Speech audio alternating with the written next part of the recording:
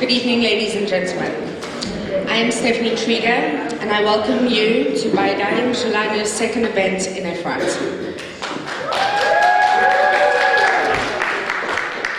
Before we begin, we would like to take a moment to pray for the health, safety, and victory of all our brave soldiers and their families, and also for the 134 hostages being held captive, their families, and the survivors of October 7th. Baidayim Shalanu began as a group of women, mothers, wives, sisters, who were no longer willing to accept the old and tired security promises that the citizens of Israel innocently received prior to October 7th. Especially in light of the silence, if not the participation of cousins we once employed with respect and optimism, we came to the realization that we can never return to October 6th. I want to thank the women of our organization who tirelessly work day and night, who put this organization on the top of their very long to-do lists as a priority. We choose to fight for the safety of our community and our children. We ladies came together in December to create change and raise awareness within our special Efrat and Gush Etzion. These women have a love for the city and for Israel, and I thank them for standing by my side to say never again. Rachel Pearson, Malka Fleischer, Nitsa Jerome, Javi Speak, Senia Lauderdale, and Dara Saka. I and our community thanks you. On your seats, you will find a package with our car magnets and a little introduction to Baidayim Shalanu. Please take a moment to scan our QR code, which will direct you to all of our initiatives, events, social media, and fundraising. We would like to thank Daniel Sass from Sass Productions for once again filming our event. We would also like to thank Eliyahu from Holy Simchas for providing our sound this evening. This evening is in honor of a refuah shlema for Eliza Miriam Bat Betsheva, who needs all our prayers for a quick and complete refuah. Without further ado, I would like to introduce you to Rabbi Yishai Fleischer, Israel activist like no other. Yishai, an international spokesperson for the community of Hebron, who advocates for Aliyah, returning to our homeland, like most of us here did. Yishai, a go-to Israel expert for the international media, also produces the Yishai Fleischer Show, which is a podcast radio show. He has appeared on international radio and writes for various sources. His videos have gone viral, advocating for Jewish rights in our homeland. Yishai served as a paratrooper in the IDF and is now standing with a political party in the upcoming mayoral elections in Efrat. Yishai.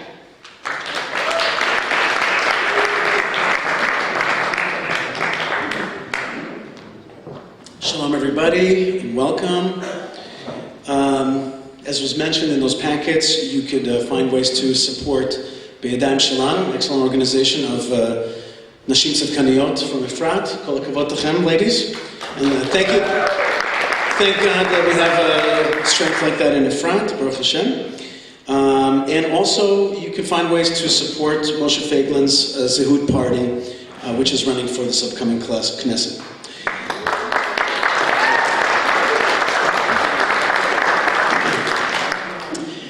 It is my honor to welcome a dedicated and tenacious Jewish leader, former member of Knesset and also Deputy Speaker of the Knesset, Moshe Feiglin. Moshe's public service took a long route. During the first Intifada, he decided to put a large Israeli flag on his car for protection. This is instead of the metal mesh commonly used by neighbors to stop the rock barrages that were happening back then. That spirit that caused him to drive through Kalkilia with his window down, an Israeli flag flying, also caused him to start the Zuartzenu movement. The Zuartzenu movement in 1993 was an organization that understood early on the dangers of the Oslo Accords, dangers that we are still living with today. Zuartzenu staged landmark mass protests, used creative grassroots methods, and really were very effective. That strength of Zuartzenu led Moshe Feiglin to co-found the Manhigut Yehudi Jewish leadership faction within the Likud. Malka, you remember going and voting for Moshe Feiglin in the Likud primaries? That's the only time I ever voted. That's right.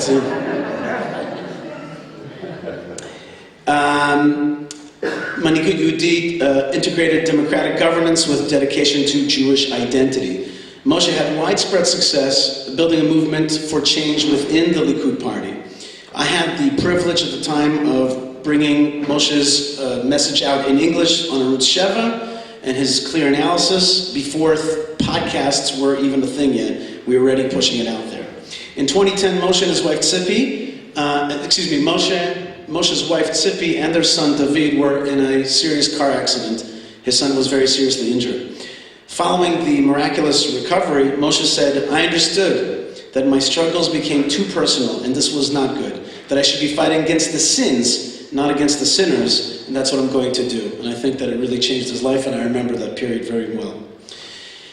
Feiglin was indeed elected to the Knesset in 2013 as a member of the Likud party. During that time, he advocated for economic reform, for professional military development, for family values and community strengthening, as well as raising awareness about Parkinson's. Moshe established his Zehut party in 2015, promoting free market principles, decentralized education system, and more. The party stood for a concept of chirut, liberty, a pillar of Judaism, which is not often discussed in our beloved Israel, which has more socialist tendencies. Chirut was a new banner that had not been spoken of before. Moshe Feiglin is the author of several books, including Where There Are No Men, Zuartzenu's Struggle Against Post-Zionism's Collapse. Moshe is a popular spokesperson and advocate for the Jewish people with strong social media presence, who many on the right, not only the religious right, look to for inspiration and direction. I recently did a video with him. It has about 30,000 views right now and hundreds of comments with people really telling me that this gave them a lot of direction, as I said. Moshe Feiglin has contributed tremendously to Israeli public life and to the Jewish people's endurance and ability to flourish in our homeland. Davka Achshav, specifically now, we are privileged to be hearing his ideas and the challenges facing Israel at war, and the Jewish diaspora and their needs at this critical time. I look forward to working with him, and I hope we all do look forward to working with him to make his ideas a reality. Please join me in extending a warm and enthusiastic welcome to a visionary Jewish leader, Mr. Moshe Feiglin.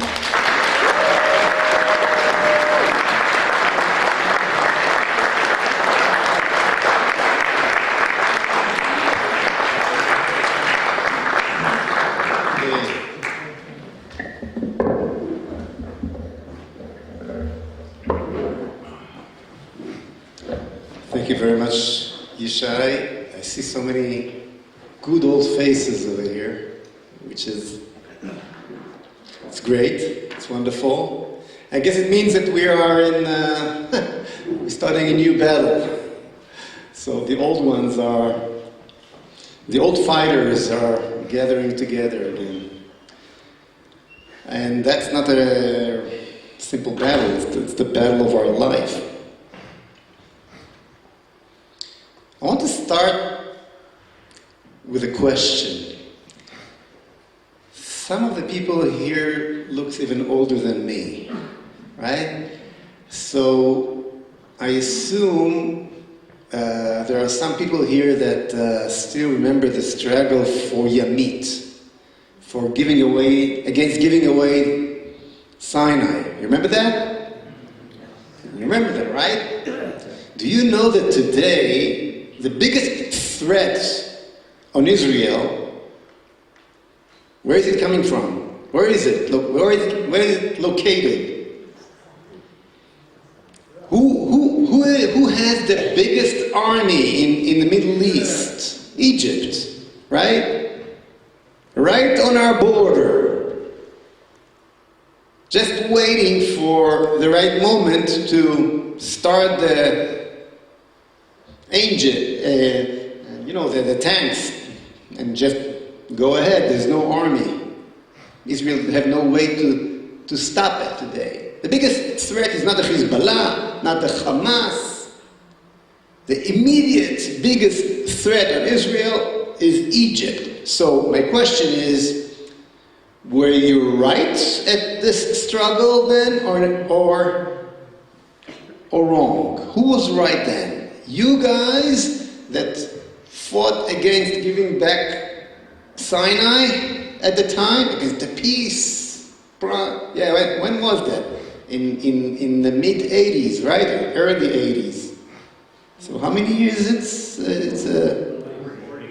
40 years ago. 40 years ago. Who was right? The majority that was so happy about the peace with Egypt, or you? Of course you're right. You're right. Okay, let's go further. Then what came after? I think Oslo, right? There are more people here that remember the struggle against Oslo, and by the way, during the Sinai time, I was an officer in the army, so I was not involved, but when the Oslo process started, I was very much involved. Created Zuhatzenu, and Ishai reminded us. So I assume whoever was here at those years fought against Oslo, right? I'm not going to start, the game, raise up your hands, were you there, were you not, but I'm sure those of you that were not little children remember very well the struggle against Oslo. Well, now, 30 years later, when all these territories that were given to the so-called new nation, Palestinians, yes, and used to this attack against us at the 7th of October, okay? I mean, everything we see that happened as a result of Oslo. So, who was right? Who was on the right side of the map, on the map? Who history proved to be right? Us or them? The left, the Rabin government, the media, all the generals that signed that this is good for Israel. Who was right? Them or you? Of course you were right. So you were right on Camp David when Menachem Begin gave away Sinai. We were right about Oslo. That doesn't stop here. 10 years later, after Oslo, we already at 2005, we at the Hitnatkut, disengagement plan. And again, same forces that cheers for the new idea of destroying Jewish homes and villages, going towards, who knows, maybe peace, maybe not, giving away whatever the rest of the Gaza Strip to who? To whoever lives there. Put the walls and these old concepts, and I'm going to waste time on describe things that we all know what we'll be talking about. And then again, we went out demonstrating, we went down to Gush Katif, we did whatever we could to stop it. And now we see what this territory that was giving away to those Pirei Adam, Vehu yeh Perei Adam, it says about Ishmael, right? This Nazi, Islamo-Nazi guys. So all these territories were, of course, used to do what they did. So who was right at that point? Who was right?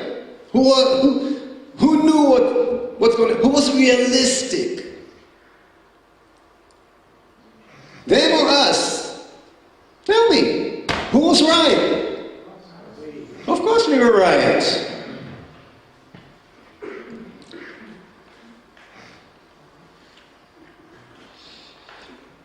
And then miraculously, we were able to achieve a government without them. Never happened before. Yamin al male male. Okay? A government of those who were always right. That's what we have. So now we can finally do what we need to do. And then this war starts. Okay? See, Shai laughs over there. This war starts. And they decide we need to have unity and create, how do they call it? Kabinet HaMilchama. The inner decision room that will decide about the war. But there's one condition.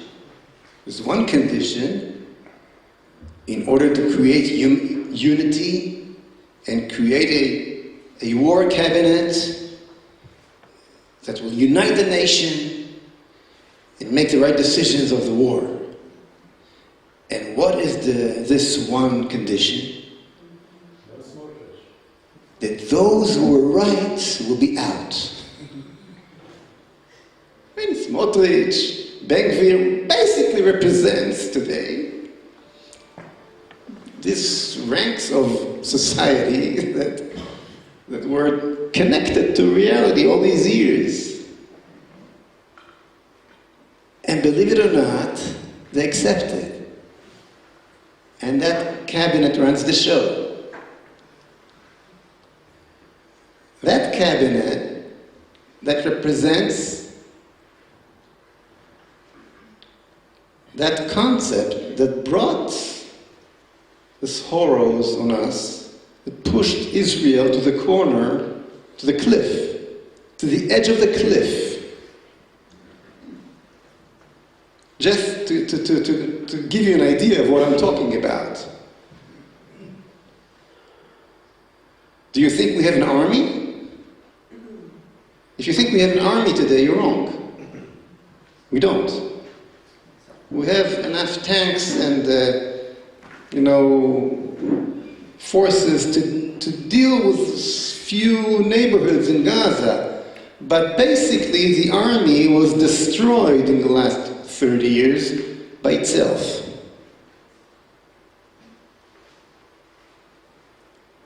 Boogie Alon, as a Ramatkal, as the chief of staff, threw to the garbage, I think, 14 chativot. Chativa is, how do you say chativa? Divisions or brigades of tanks. After him, Gantz continued, same concept. We don't need an army because destroyed,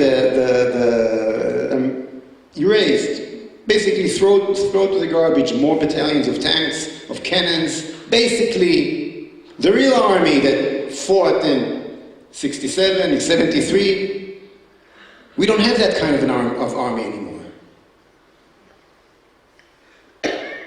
And then, so Gantz, that guy that destroyed the army, is in this cabinet. Then you have Eisenkot to continue that process. Those who basically responsible to the fact that we cannot fight in Gaza and up north at the same time, and even in Gaza, we can fight at the northern part of Gaza, but we cannot fight in the northern part of Gaza and the southern part of Gaza at the same time, basically because we don't have enough army and all the ammunition we have ends after 1 week. Because the whole concept is, since Oslo is a concept that the time of big wars is gone. We marched into a progressive time where there are no identities, not only human identities, sexual identities, family identities, but definitely not nation identities anymore. And therefore there is no wars between nations because there are no nations. It's all fake illusions. And therefore the only problem that we have to prepare to is those crazy guys on both sides of the border. The Hamas over there and us over here. And if you think I'm exaggerating, the deputy leader of the Mossad, Ram Ben Barak, spelled it clear. He said, Ne'arei HaGvaot, the settlers from the Gvaot are more dangerous than the Hezbollah. This is almost the head of the Mossad, who said, he was the head of the security, ועדת חוץ וביטחון, security, okay. So I'm not committee in the Knesset. Serious guys. Since Oslo, that's the way they think and that's the way they prepare the army. Okay? And they really believe it. You don't need tanks to fight against the settlers. You didn't need tanks to fight against those fundamental crazy guys from both sides of the border. What do you need? Good intelligence, a lot of technology, Air Force, and basically that's it. Oh, and elite commando units to do, fine job. They need to find the 8 track that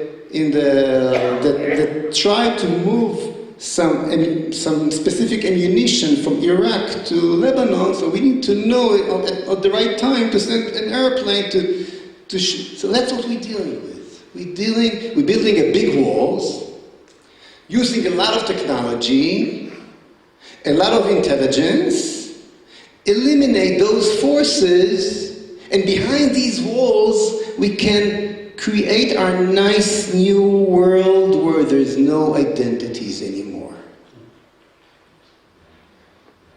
And if those primitive people who still believe in God and still believe there's identities and things like that exist are becoming the majority, so we'll create a system that eliminates. They'll have the right to vote, but not more than that. We'll leave them 2 choices to go to. Our way and our way, as I think Henry Ford said with the Model T. He was asked, why don't you build your T model in different colors? He said, I'm making my T models, cars in many colors. You can have it in any color you want as long as it's black, right? So that's basically how Israeli democracy works. And that's what you saw in last year at those demonstrations, yes, in Tel Aviv. So I'm not going to get too much into it because I don't want you to become to despair. But in those 30 years, they were able to create the army, and not only the army, also the Mossad and the Shabak runs exactly towards those ideas, those progressive ideas. And the bottom line is, and this is very interesting, by the way, they so much believed in their concept. They did not lie. They're not bad people. They really, truly believed that the way they understand their reality is true. Ad kedei kach, so much that they really believed that the entire existence of Israel leans on their shoulders. They protect us. And if we don't understand that, it's enough that for a little bit, they'll move aside a little bit, קצת סרבנות, you know? A little bit. If the airplanes won't fly, let's see how you continue. If 8200, the intelligence, will not do their job, then you know that we don't need tanks. You don't need these Likud voters, Smotrich voters. We don't need Golani. We don't need Shirion. We need they belong to the past. Those that really hold the country, those 8200, those intelligent, those pilots that goes and find the number 8 truck on the drive, this is what we need. And they put, their ultimatum on the table. Let's see how you deal without us. So much, full of, we're convinced. And what happened at the 7th of October? Where was the intelligence? Where was the Air Force? I don't think they did it on purpose. Don't misunderstand me. But those who thought that the country leans on their shoulders basically carry the responsibility to what happened. Those who were supposed to know what's going to be did not know, or at least knew, but did not do what they need to do with this information. And the immediate forces that could come and do something was, of course, the Air Force. In seconds could be there. And they were not. And who saved the situation? Who saved Israel? The policemen, the Golani guys, the people that came from here, from Gush Etzion, to save the residents of Be'eri.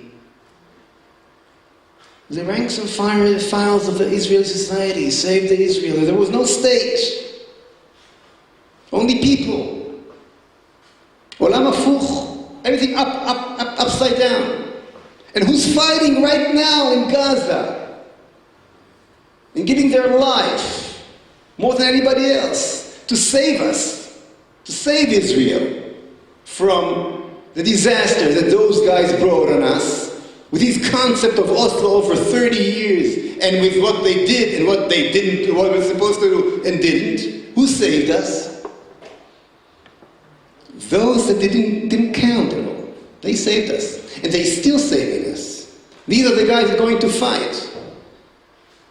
Of course, there are soldiers from all ranks and files of the Israeli society, and the beautiful unity that we see.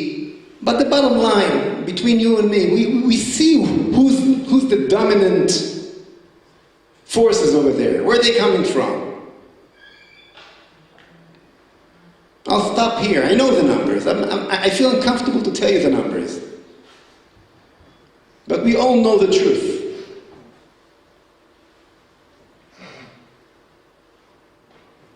And they are out. And who keep on making decisions? And keeping them out, those guns, the same Eisenkot, the same Gallant that were put back in his position because they blocked Israel and almost brought us into a real Milchemet Achim before Pesach, if you remember. And of course Netanyahu, that we'll never do anything against them. They run the show. So after I put this, craziness, olam hafuch, total craziness over here, on the table, the question is, why? Why those who were connected to reality, those who saved the country, those that are, fighting right now, are always out of the decision-making system, and basically fighting now for what? What are kids fighting now for in Gaza? To create a Palestinian state, to give it back, they're giving their blood in order to give the land of Israel in the western part of the Negev to the terrorists from Ramallah, Abu Mazen, or maybe to some international UN, all kind of ideas comes in from, but everything besides taking back our own land is on the table. What are they fighting for? We are at a position, when I'm saying that they brought us to the edge of the cliff, should I remind you that almost 250,000 Israelis today are refugees in their own country, up north and in the north and in the south, something that never happened in Israeli history before, and all because they didn't listen to us. And all because they did not count us. And all because they felt that our logic, our ideas, everything we said is illegitimate. There's no need even to discuss our ideas. And they still think this way.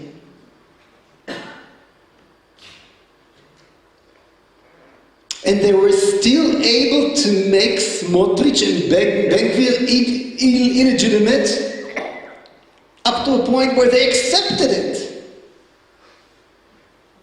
And they're still in the government, but the real government who runs the show runs it according to Kaplan concepts. And it's our kids that are doing the fight. It's crazy when you think about it. What's going on here?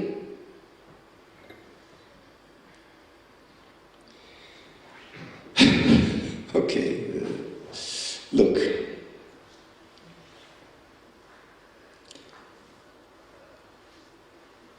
At that point, we have to realize that we have to take the wheel. We have to take the leadership of Israel. We cannot be ministers in Netanyahu's government, hoping that this way we'll have some hashpah, It's not working. It's about time we'll understand it's simply not working. Okay? It was obvious already 30 years ago, by the way, to some intellectuals that met me after Zohar Tzeinu, like Moti Karpel from here, from Bat Ayin. Okay? They realized already then that we have to take the lead. Zionism is collapsing. The Zionism of existence, the Zionism that created the state of Israel, Zionism that were lacking of Jewish vision, but had the strength of building a new, take the Jews back into history, okay? finished its job basically somewhere in the 70s. And from this Zionism of existence, we have to, on that foundation, we have to build another level, Zionism of Yehud, Besorah, a goal, achieving a goal, a message, Besorah. What's the translation of Besorah? Help me, Shai. Vision. Jewish vision. Without creating that, the first stage of Zionism will collapse too. And we said it in the Lechatchila magazine, those who remember, that we spread around 30 years ago. We said it already then. Zionism got to a point where it has no vision, and therefore a whole generation of leaders of the state of Israel, a generation that the gate, the path into the leading points of Israeli society in all circles, military, of course, justice system, political. You could not become a leader if you not totally obey the Oslo concepts. Full Matkal, the 14 top generals that create the foam around the chief of staff, okay? How many knitted kippot there are there? 1. Go count the graves of soldiers. How many knitted kippot are there? And the one that has a knitted kippah, Aluf Zini, do not deal with that. He's not commanding on anything, just in charge of training. God forbid that he should not be involved with real decision making. But it's not only in the army, it's all over. It's all over. So you have a whole layer of leadership in Israel that basically totally accept and get its hegemony out of progressive concepts and ideas. And why it's important to understand that? Because when that is the leadership that you have, you cannot win the war. You simply cannot win the war. It took them 3 weeks to decide what's the goal of the war is going to be. Remember? We were waiting for the army to start, and they were sitting and trying to find what is the goal. What's the definition of victory? And they did not start the war before they found a definition, eliminate Hamas, that means for sure nothing but victory. Why? Because victory in this war means only one thing. Capture the Gaza Strip. Take it back totally. Total Israeli sovereignty.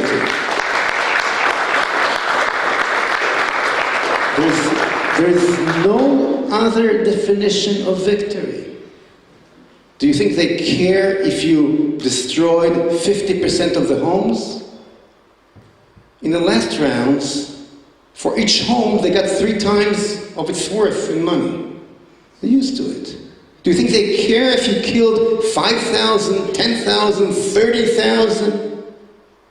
The ruins of Gaza will be the so-called Palestinian nation, new Stalingrad, you know. After we will leave, they'll have a proof of their heroism. That means nothing to them. The only victory in Gaza is that then when the city, the biblical city of Gaza, will look like Ashkelon and Ashdod, exactly the same. The only victory will be when Gush Katif will be, of course, built again.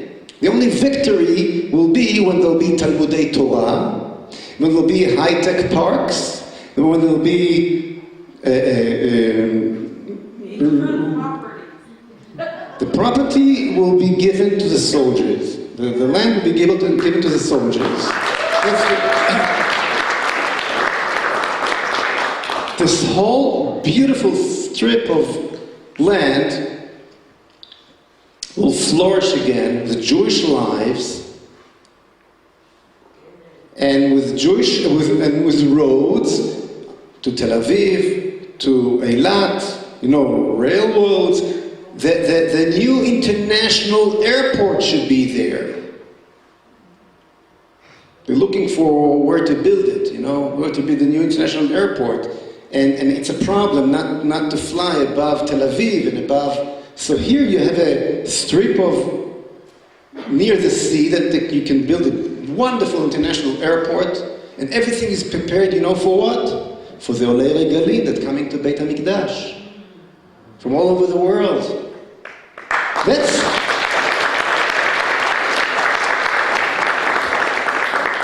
That is a Jewish vision.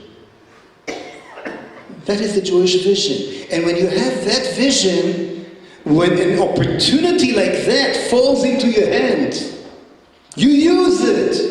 You don't fight in Gaza out of self-defense. No. You fight in Gaza because you want justice. It's yours. And you have a vision, you have a dream. Of course, when this Jewish dream is your nightmare, well, you have to wait for 3 weeks to think how I'm going to keep the situation of the 6th of October, bring it back, and make me pretend that I fought or did something. And why is it so important to bring us back to the 6th of October? Because it's very important to keep the concepts of Oslo. It's very important to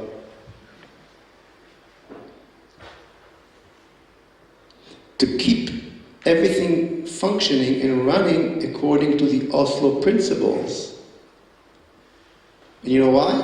Because all this layer of leadership that I was talking about before, that was created in the last 30 years, its hegemony depend on the continuation of Oslo. Taking back the Gaza Strip means the end of Oslo, right? And this leadership got to their position because of Oslo. As I said before, the gate of either you going up or staying down everywhere in the army, in politics, in the justice system, in the Israeli media, and even also in the economy, by the way, will depend where are you located. Are you one of those majority that irrelevant, these primitive religious fundamentalists, or are you one of us? If you're one of us, you can keep on going up. And this whole layer of leadership not going to give away their hegemony. So the bottom line is, they're not going to win.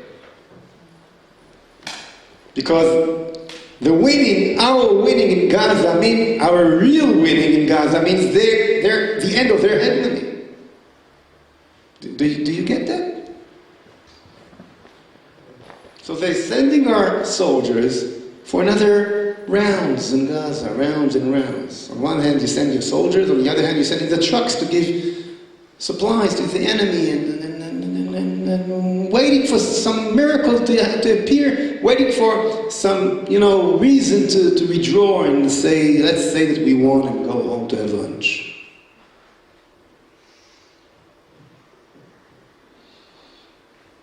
Do you understand that the concepts that we spoke about for 30 years, creating Jewish leadership in the State of Israel, become so crucial that without it, there will be no State of Israel, God forbid, for our children and grandchildren to come?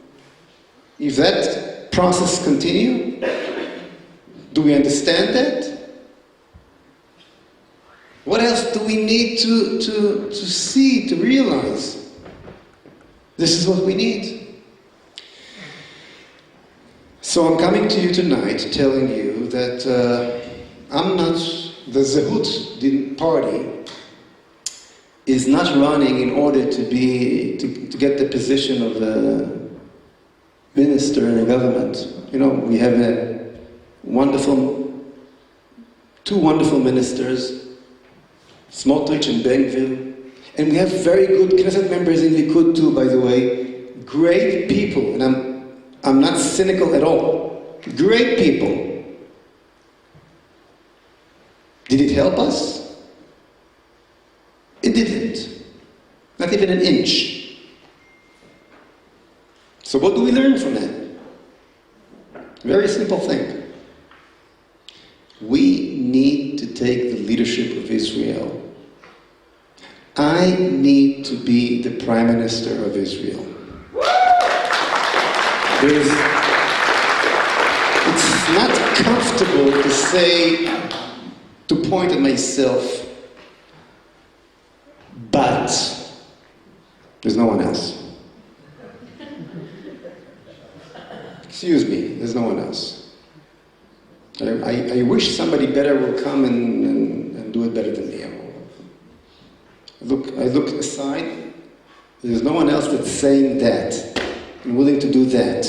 And in order to do that and save the state of Israel for our children, I need your help. To understand what I'm talking about, I need your help.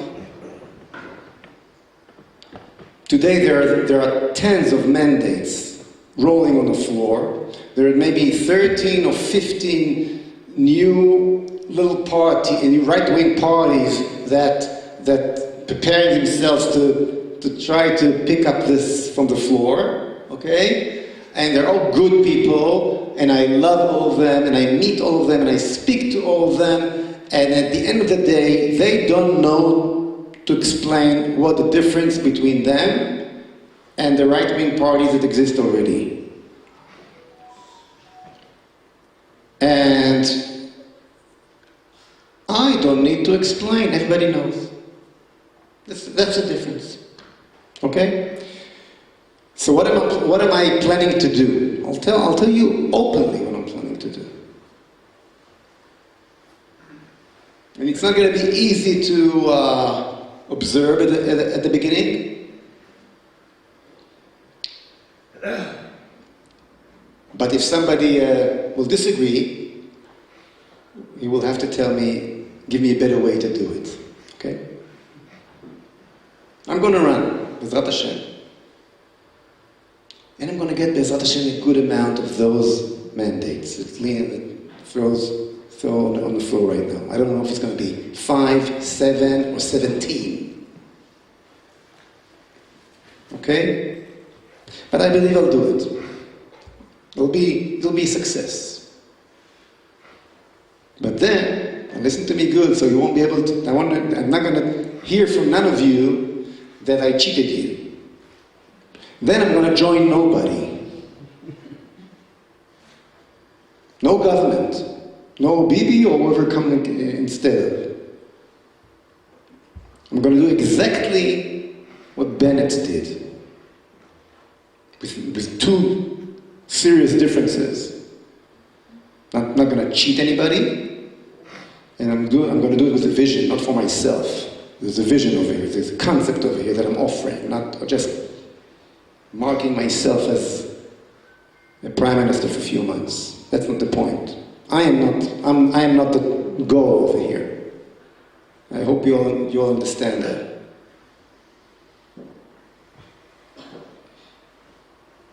And then the Likud and all the right-wing parties and the Haredi parties will have to decide.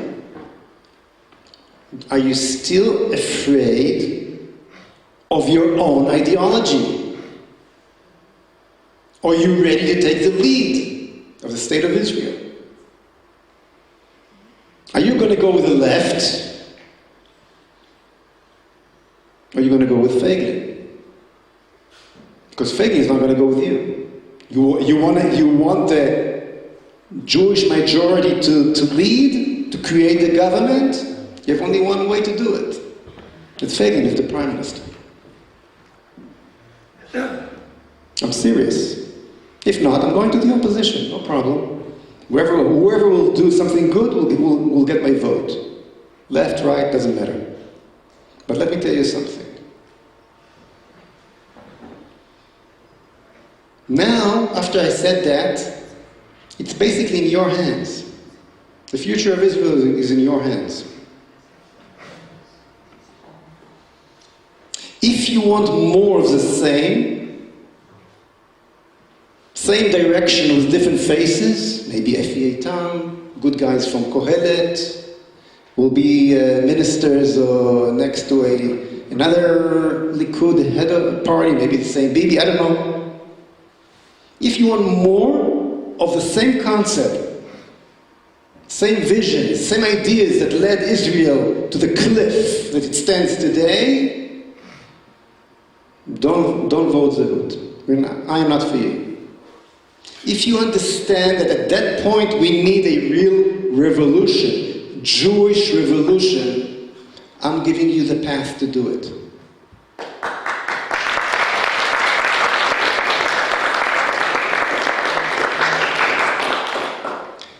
Hoping, and I have to be honest with you,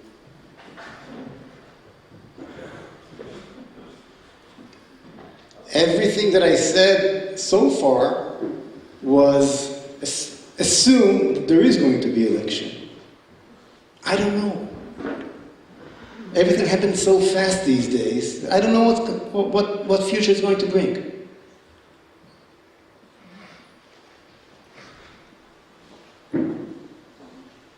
But we have to do our hishtadlut seriously. And the political tools are the only ones that we can use. So we should use them well. I believe that the state of Israel will not be destroyed. That the Jews that came to Israel, there's no diaspora anymore. The concept of diaspora is gone. I don't believe that God brought us back to Eretz Israel after 2,000 years of exile and Holocausts and all that as a joke, to send us back to the diaspora. I don't believe that. I believe that God is with us. I believe that we're going to win. I have no doubt about it. I have no doubt about it. But we still have to be, to play the game according to reality's rules. And the situation is very, very bad. Very, very bad. Those guys have no idea. I'm telling you. If you think that they know something that you don't, you're wrong. You see the reality. I go back to the first question that I asked. You see the reality better than the Prime Minister, better than Minister of Defense, definitely better than Gantz and Eisenkot. You see much better. Believe me, I was here and I was there. From here you see better than what you see there. I know what I'm talking about. Don't think that there is somebody to trust. You have only yourself to trust. Yourself and God. So please come with. Let's do it. We have no other choice. And from here, I'll take questions. Kama she'elot. If you ask me in English, I'll answer in English. If you ask me in Hebrew, I'll say thank you. Sof. Okay, yes, please. Thank you. I think one of the most pressing challenges that we face is our dependence on American weapons. And I think that in many cases where we end up not doing what is in our interest because we simply don't have the domestic capacity at this time to make our own weapons. What's your plan for getting away from American independence militarily and developing some type of military autonomy and domestic production of weaponry at home? Thank you. What is your name? Kevin Ross. Kevin. Yeah. If America would not exist, our leaders had to invent it, you know? Because every time you say the truth, what's the immediate answer? But America, what can you do? So, but then, if you scratch your head a little bit and you open the history books, where was America in 1948? What? Totally not with us. Who was the American president then? Truman, right? Young American president. So Truman, yeah, he came after Roosevelt. Roosevelt died. So Truman called Ben-Gurion and said, "Hello, this is Ben-Gurion." He says, "Yes, I heard you're going to declare the state of Israel. Is it true?" Ben-Gurion says, "Yeah, of course, I'm going to declare the state of Israel." He says, Truman says to Ben-Gurion, "Listen to me very well, very good. If you declare the state of Israel, America will not stand with you. Not only will not stand with you, but America will put an embargo on every weapon and ammunition to the Middle East." Basically means to you, because the Arabs got it from England and other sources. So you have 600,000 Jews in Eretz Israel facing a civilian war against the Arabs in Eretz Israel that have more people. And you have 5 modern Arab countries ready to launch into your new state that you're going to declare. All has tanks and airplanes and cannons which you don't have. And they're simply going to wipe you out and finish the job of Hitler. So if you want to declare the state of Israel, go ahead. Just realize we are out. You don't have us. That's what Truman told Ben-Gurion. And what did Ben-Gurion do? He declared it. You know why? Because he had what I was talking about before. He had a vision. Well, let's go further. And do you think after we won the independent war, we got ammunition and from America? We didn't. And this embargo continued for 19 years until when? Till 1967. What happened in 1967? In 1967, Nasser put all his army, in Sinai, ready to destroy Israel and wipe out Israel again, together with Jordan, together with Syria, together with Iraq. And he blocked the Bab el-Mandeb, the Red Sea. Now Israel took over the Sinai Desert already in 1956 in Mivtza Kadesh. And America put pressure on Israel to withdraw from Sinai then and gave Israel paper, a Treivut statement that America will not let that happen again because to block the Red Sea. So Eshkol, Prime Minister Eshkol, called Johnson, it was Johnson then. Okay, he called Johnson and said, "Hey, I have your promise, your treivut, more than promise, declaration, guarantee. Right, I have a guarantee. Here, I'm holding it in my hand." Eshkol says to Johnson over the phone that if the Egyptians will do that again, you're gonna make sure it doesn't happen. And what's the answer of Johnson in 1967 to Eshkol? He says to him, what? What? Right. I cannot find my copy. That's what he says. So Israel going to a war without American weapon, no American airplanes. It was French Mirages at the time. No American ammunition, nothing. And guess what? Taking the whole Gaza Strip in 6 days. Actually, the Gaza Strip, it took half a day. Gaza Strip, the whole Sinai, Jerusalem, Judea and Samaria, and the Golan Heights in 6 days. Under an American embargo. And what happened then? Suddenly we become the best friends of America. And the good relationship and the strategic allies, when all that starts? When we dealt without the Americans. When we had a vision.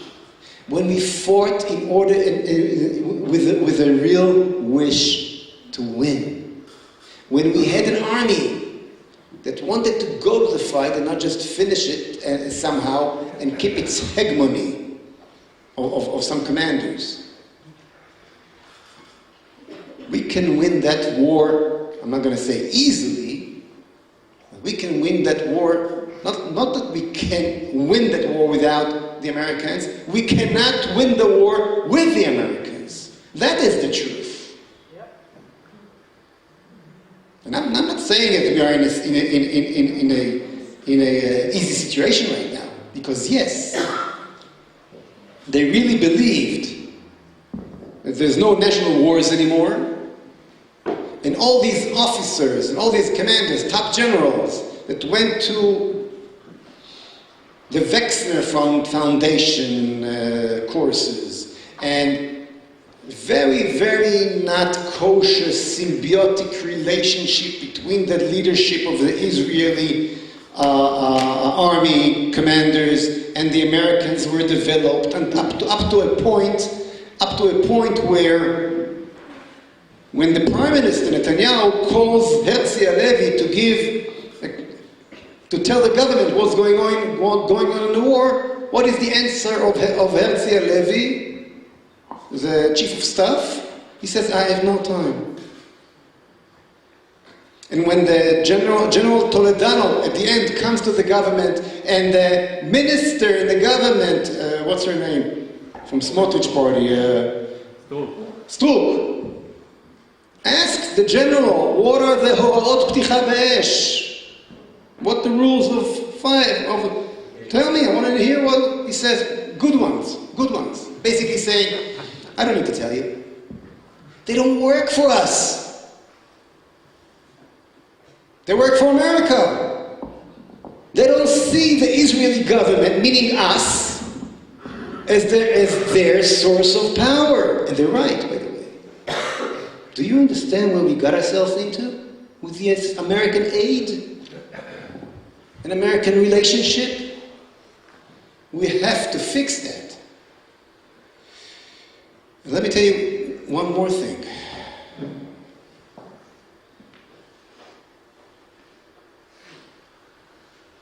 The real battle will be inside the Israeli society, because you cannot fix anything before you fix that.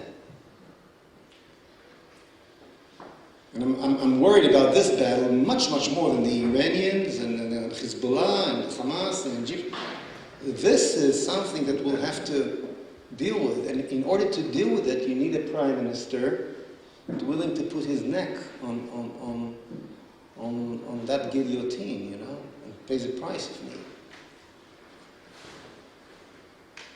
This is what we need. You don't have it today.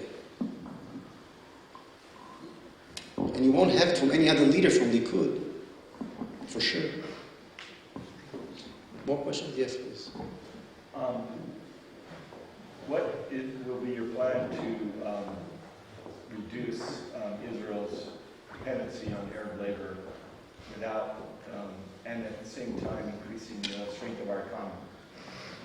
It's amazing because your question connects to the previous question.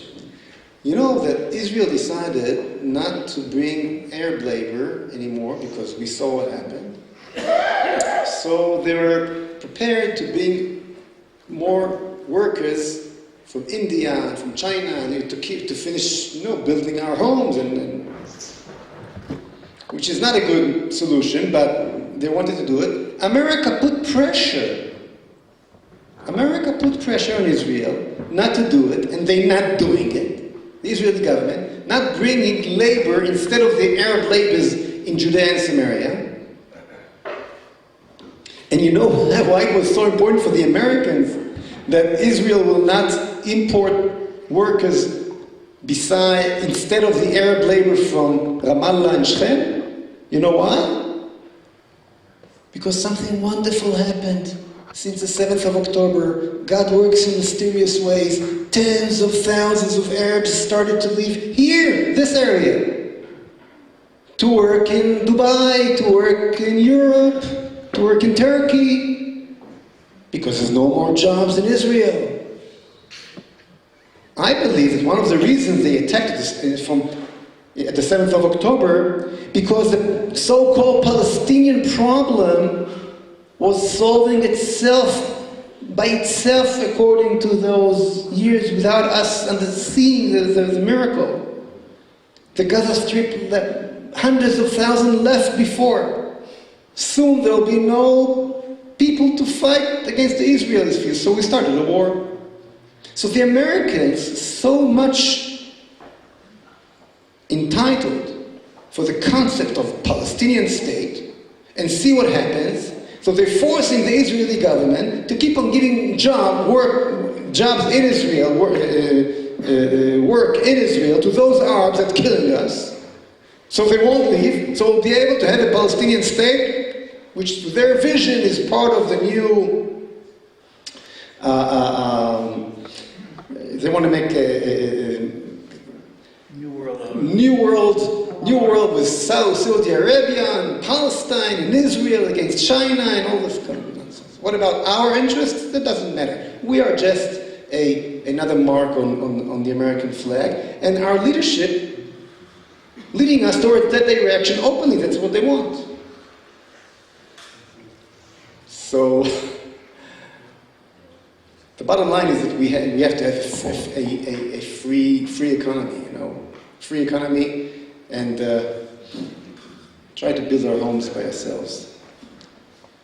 Okay, more question? Yes, please. What is the plan to educate the Israeli public? Because I think, as you said, the Israeli public is the biggest problem that we have, because they're so used to what has been. They don't have the vision to see us as a free Jewish state, democratic, how do we educate the public? Because that's who's going to vote. Something amazing happened.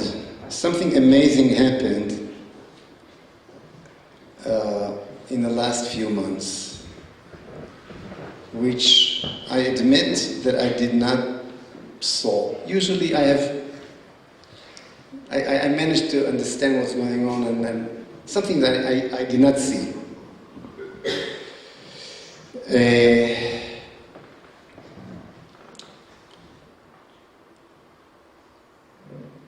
A new generation rise, a generation of heroes.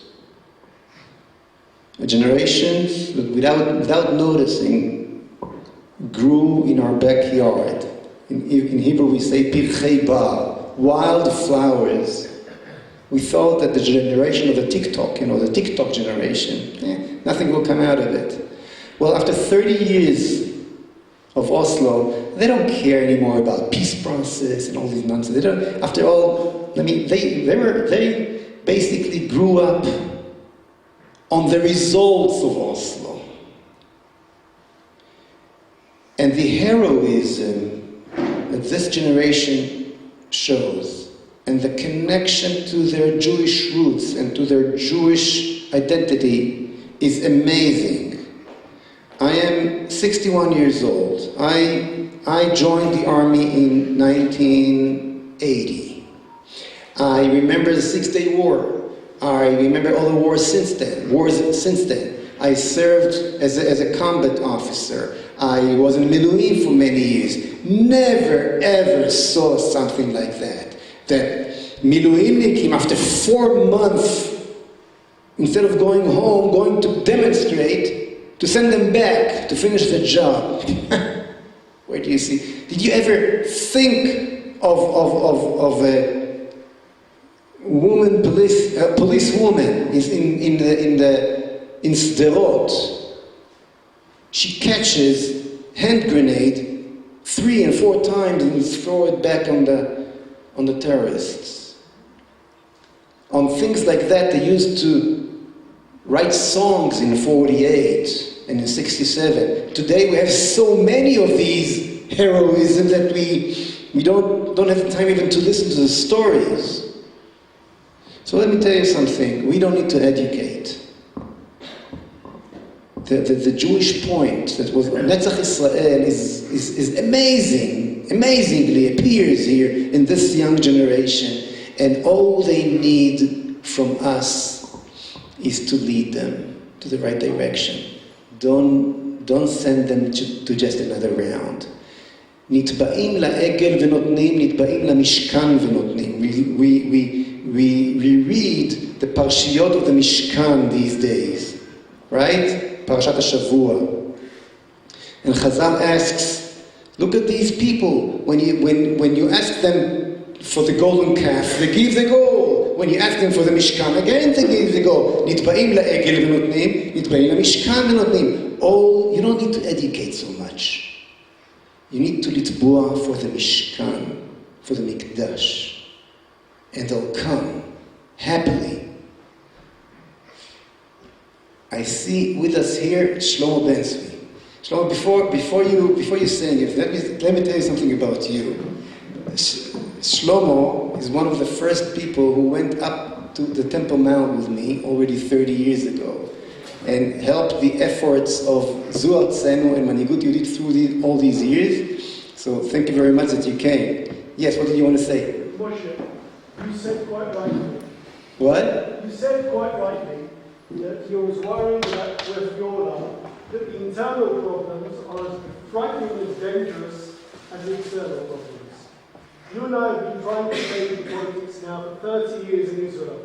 It hasn't gone smoothly yet. Why do you think we're going to be more successful now? What's changed? Well, I think the Israelis see very well where the old concepts brought us. And we have this new generation, and we have hundreds of thousands of Miluimnikim going back home and are totally frustrated. I can tell you that it's hard for me to walk on the streets of Petach Tikva and Tel Aviv. People stop their cars in the middle of the street, and to tell me, people stop their cars and tell me, I want you to promise me that you're going to run. Like that. And there's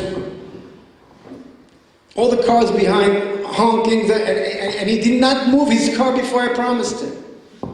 And it happens all the time. So something changed. Something is changing over here. Yes. And we don't have the privilege to give up. We don't have the privilege to give up. This generation have the right to have the kind of leadership that we're offering.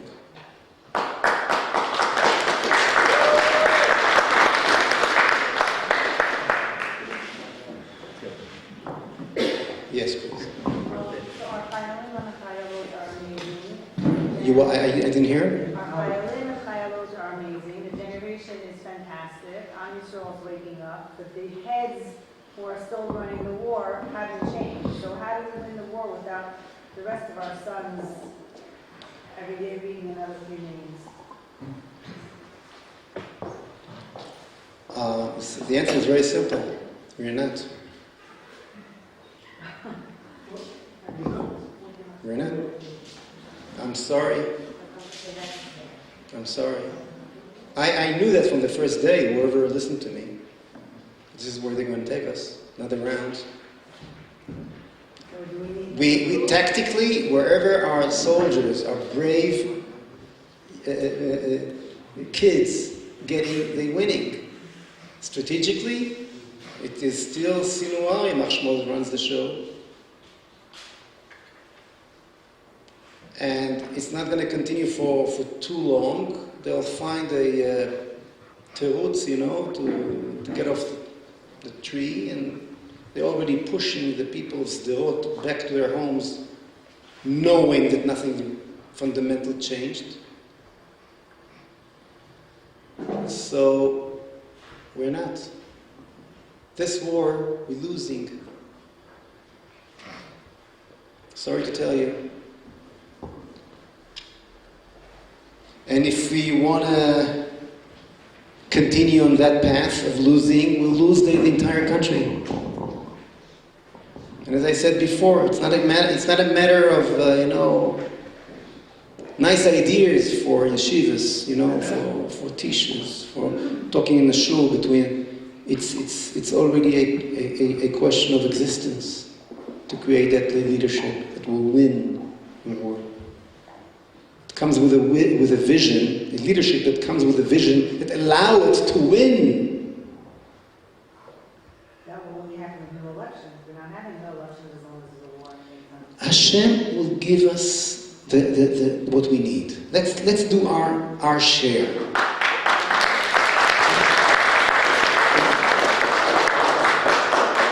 Let's prepare. Let's get organized.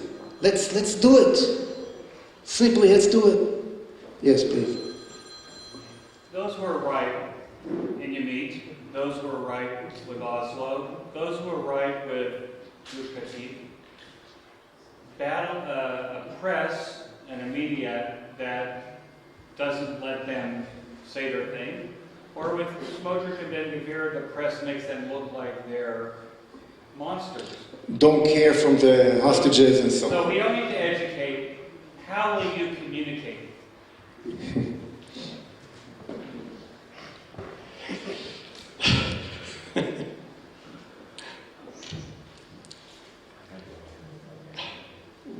Look. Let me tell you my personal experience. There's a reason why you see me laughing, because I know so well what you're talking about. I'm in the game for over 30 years. Yeah.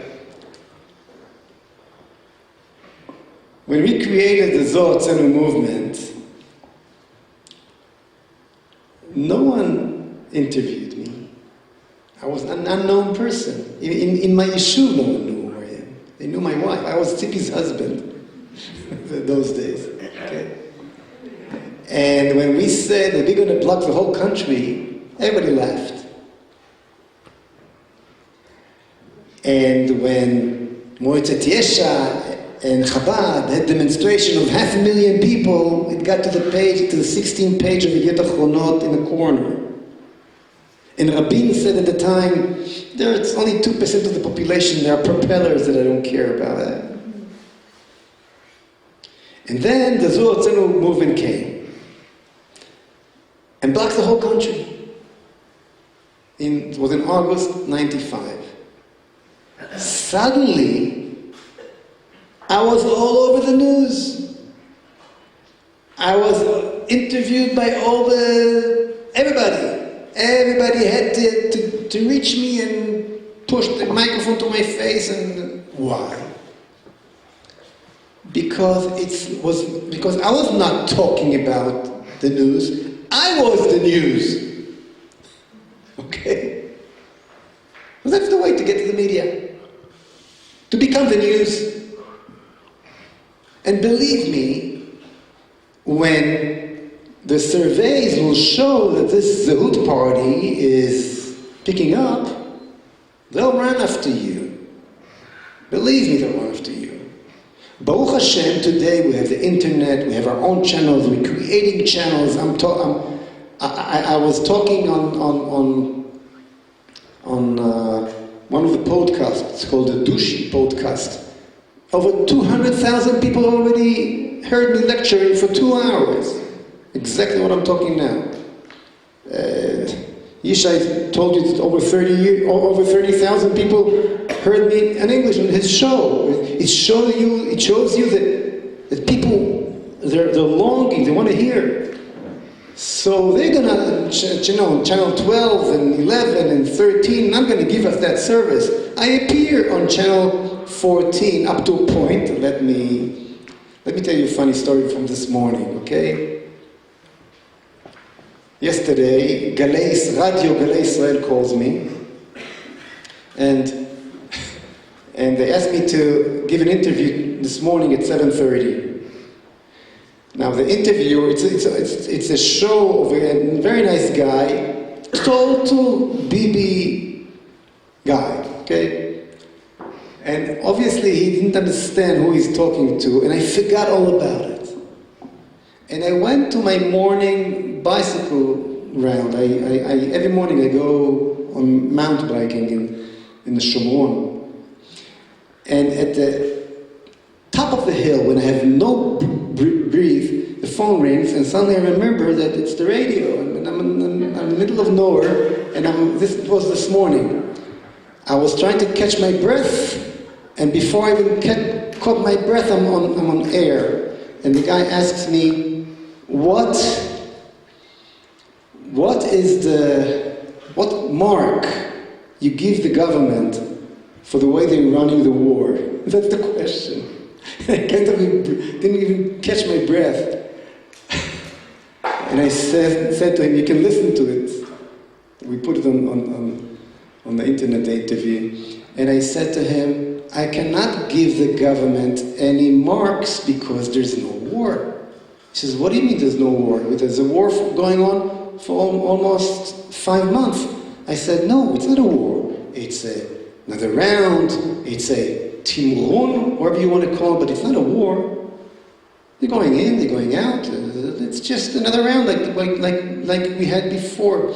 So he said, but Bibi don't you think Bibi is a wonderful prime minister?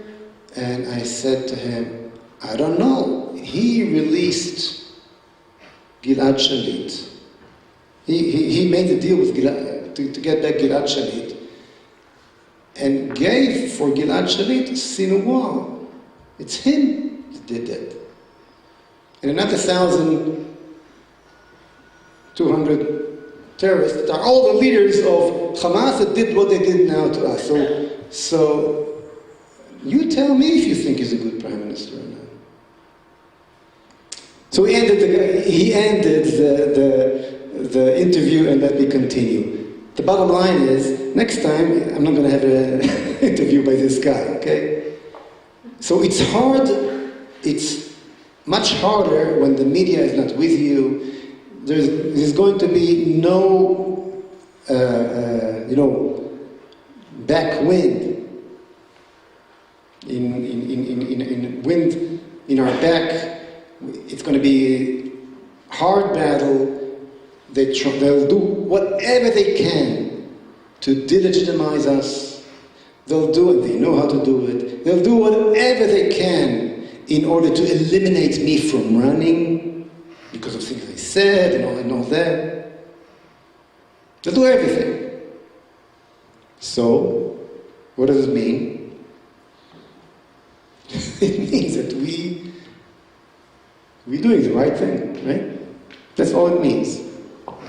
And if each one of you will go home tonight and open his phone list and will send to his friends a message that you were here tonight and you came out with a hope, with the only path to somehow save Israel, and that's the Zehut party, and you heard a real plan, and join Zehut, and be volunteer in Zehut, and contribute money.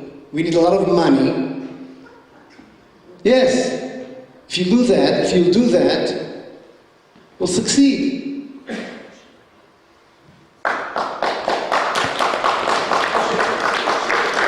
Okay, 2 more questions. Yes, please. As future Prime Minister of Israel, Hopefully, Bezrat Hashem, yes. I'd like to know Oh, I would like to say that right now the only promise I'm willing to give is the promise that Church will give the English people before the war, before he got in. Blood, sweat, and tears for victory. That's it. That's it. Victory that will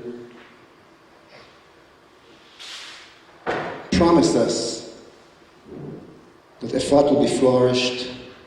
There will be many, many more Efrats all around Judea, Samaria, the Gaza Strip. And you can see from here Bet HaMikdash. We should start pave the way, towards that direction.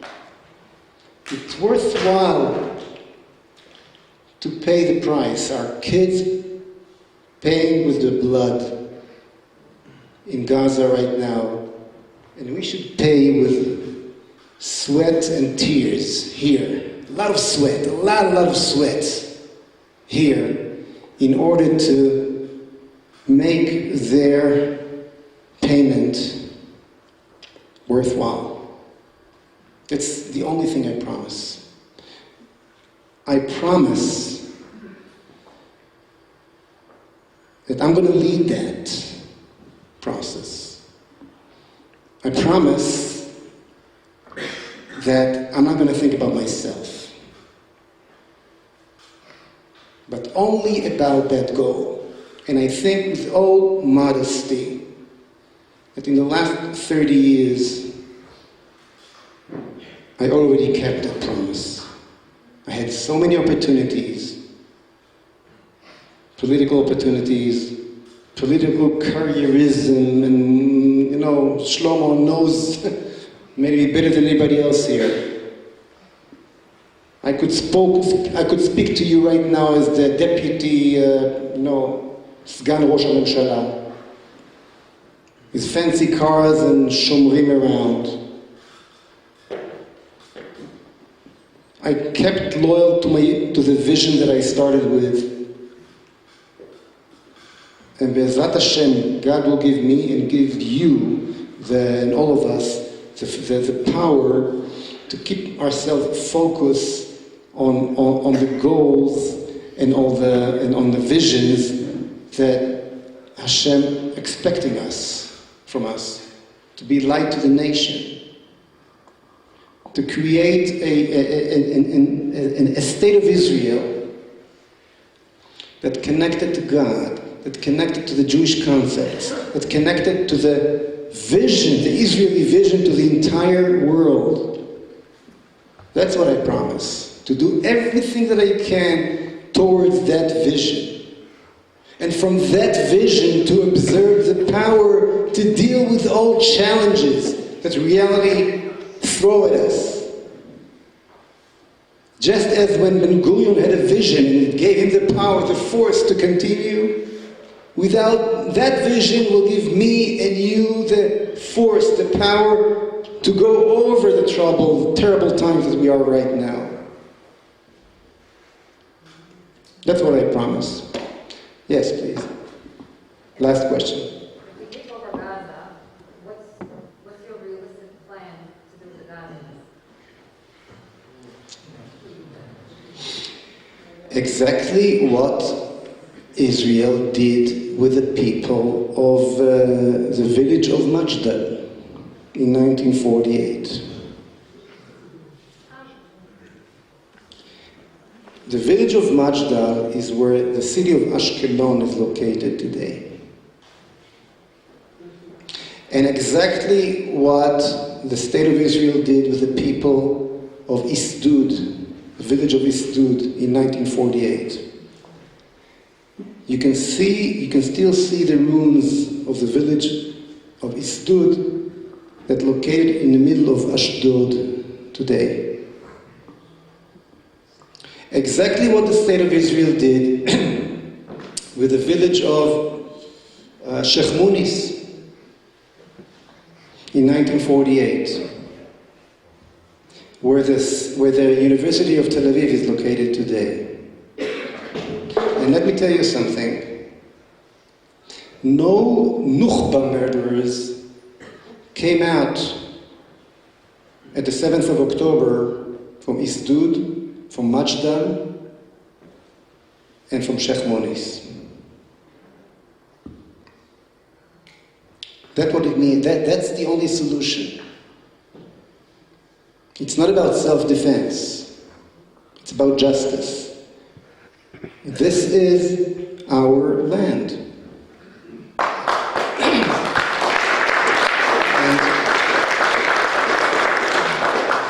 And we need Israel deserves a leadership that can say this simple two words: Zu Artzenu. Period. Thank you very, very much.